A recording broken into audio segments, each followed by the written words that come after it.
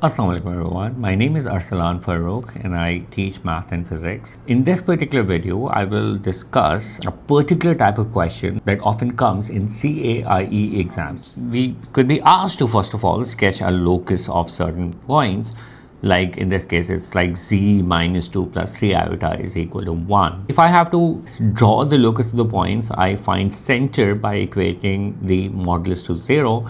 And when I equate the modulus to 0, I will get the center as 2 minus 3 iota. So that is going to be the center of the circle, and then the modulus, which is equal to 1, would be the radius of the circle.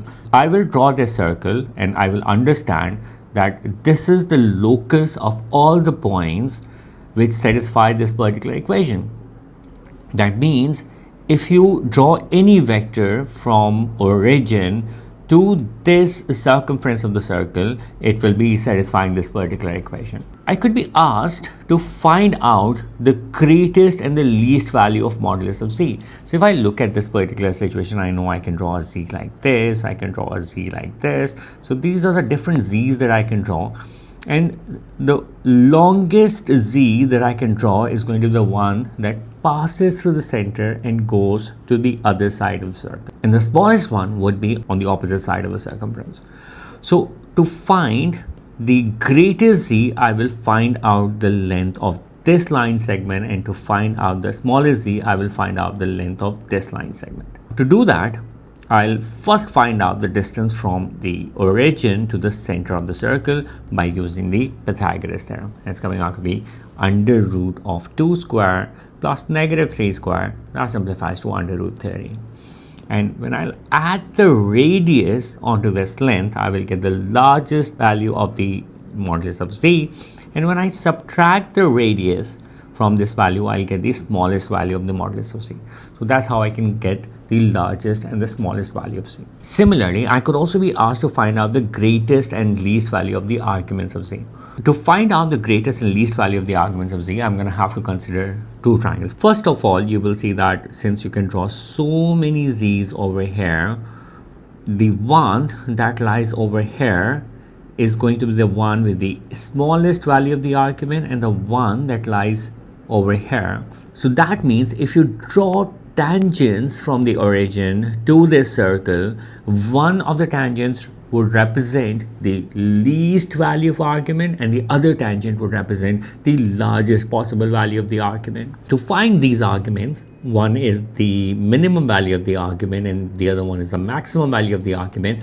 I will first of all consider this triangle as a right angle triangle whose base is 2 and perpendicular is 3. So I will use the tan ratio and I will get the angle of this triangle. I'm naming this angle as alpha.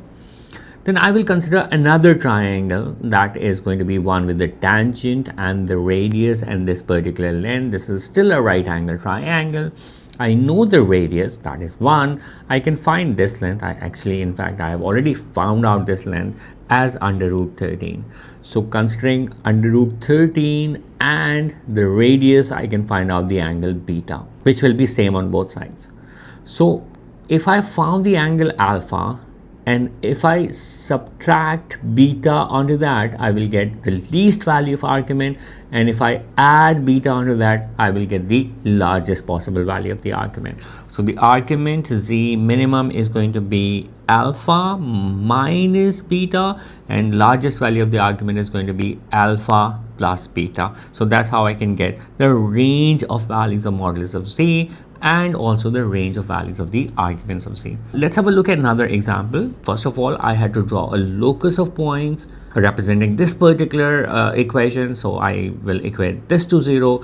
Minus 2 plus 4 iota is the center of the circle. The radius of the circle is still 1. So to find out the greatest and the smallest values of the moduli, I'll find this length, which is going to be found out by using Pythagoras theorem, and I'll add the radius, I'll get the largest modulus, and if I'll subtract the radius, I'll get the smallest modulus. To find the least and the smallest value of argument, first of all, I'm going to consider this triangle, and since I know the center, so I can find out, I know this length, that will help me find out the angle alpha So first I'll find the angle alpha, then I'll consider this triangle with tangent and the radius. This is also going to be a right angle triangle because tangent and radius are always perpendicular to each other. By considering this triangle, I know the length of this side, I know the length of this side. I can use sine ratio to get the angle beta.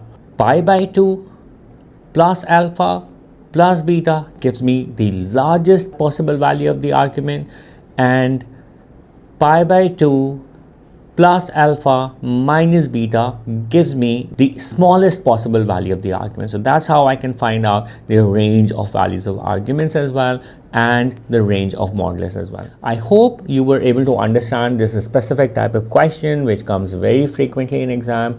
If you did so, please do give a thumbs up and subscribe to my channel. Thank you.